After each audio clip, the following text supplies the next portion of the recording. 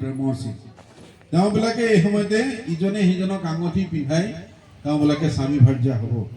কিন্তু তাৰ আগতে মই অভিধানক সুধিব বিচাৰিছো তুমি যিগৰাকীৰ সোঁহাত ধৰিছা এইগৰাকী নিৰুপমা হয়নে কি হয় বুলি কৈলে ন হয়নে নাই চাই ল'বা নিয়ম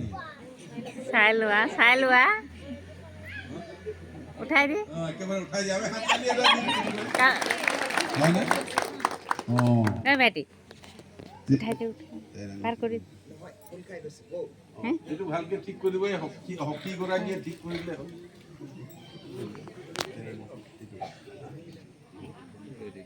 তাইক বাওঁ হাতৰ অনামিকাত পিন্ধাই দিয়া বাওঁ হাত আমি হাত তালি এটা দিম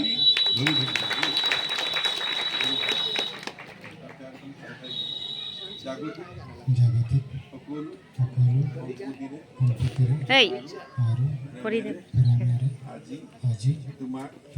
এই আঙঠি পিন্ধাই নিজ ভাৰ্যাকৈ গ্ৰহণ কৰিলোঁ তুমি সোঁ হাতৰ অনামিকাত পিন্ধাই আমি হাত তালি এটা দি দিম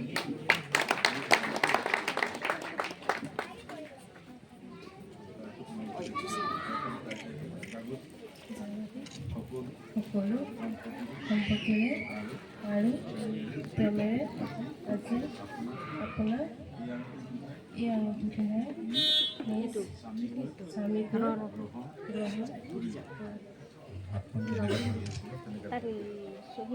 তেওঁবিলাকে প্ৰতিজ্ঞাও কৰিলে ইজনে সিজনে আৰু ইজনে সিজনক আঙঠি পিন্ধালে আৰু তেওঁবিলাক স্বামী ভাৰ্যা হ'ল শাস্ত্ৰতো এই কথাটো কৈছে কিয়নো ঈশ্বৰে যাক যোগ কৰিলে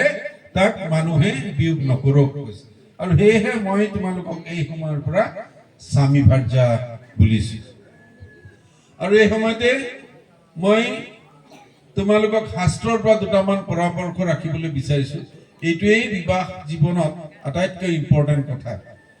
শাস্ত্ৰত কৈছে সেইটো উপদেশত যিজনে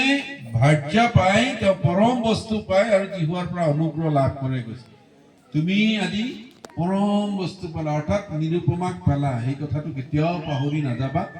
ঈশ্বৰক সদায় প্ৰথম স্থান দি চলিবৰ কাৰণে যত্ন কৰিবা দ্বিতীয়তে তোমাক ইফিচিয়াত কৈছে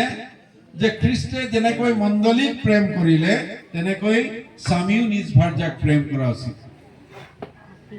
খ্ৰীষ্টে যেনেকৈ গোটেই পৃথিৱীৰ মানুহৰ কাৰণে আপোন প্ৰাণ পৰ্যন্ত দিলে তেনে প্ৰেম ইমান গভীৰ প্ৰেমৰ কথা কৈছে তেনে প্ৰেম তাইৰ প্ৰতি হোৱা উচিত বুলি কৈছে আকৌ সেই ইফিচিয়াতে তোমাক কৈছে নিজ নিজ ভাৰ্যাক নিজ নিজ শৰীৰ বুলি পোহপাল কৰা উচিত